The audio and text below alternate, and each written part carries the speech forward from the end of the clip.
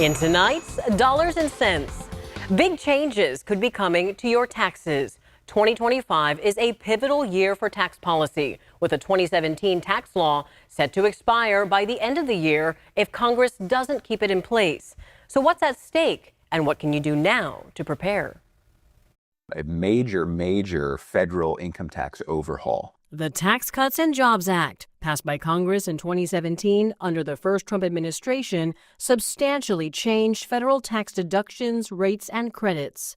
It's set to expire at the end of this year unless Congress steps in to extend it. Should this expire, what are the consequences for federal taxes? For starters, the Tax Cuts and Jobs Act reduced all of the major federal tax brackets. So if the TCJA does in fact expire, singular immediate consequences, you're going to be subject to higher percentage tax rates than what you have been over the past 8 or 9 years. So we know since 2017, single filers and joint filing taxpayers have really enjoyed the benefits of a higher standard deduction, which thanks to the act had more than doubled. Yeah. Break down for us, Joseph, what viewers can expect as far as changes if Congress doesn't act and step in. What are the costs to taxpayers here? Sometimes people itemize on their tax return rather than taking the standard deduction. So if that standard deduction does in fact drop, which it is set to drop significantly if the Tax Cuts and Jobs Act expires, it's going to mean a higher tax bill for a lot of Americans who are taking the standard deduction,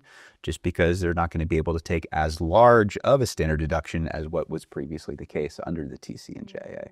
Joseph Eshelman, the president of TowerPoint Wealth, also says should the act expire, there may be more opportunities for itemizations and deductions, such as charitable donations, that weren't available while the act was in place.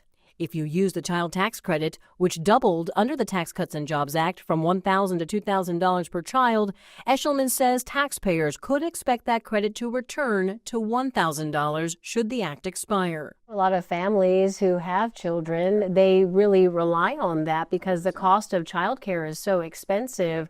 This could be detrimental, like you said, to middle-class families. Yeah, there's no question about that. And and when they double the credit, with the passage of the act in 2017, it was huge for a lot of families. Experts say at this time it appears the likelihood of the act being extended is fairly strong.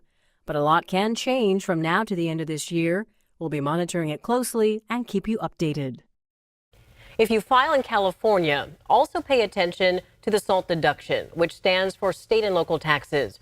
Right now, under the Tax Cuts and Jobs Act, the SALT deduction is capped at $10,000, which experts say isn't much for places like California.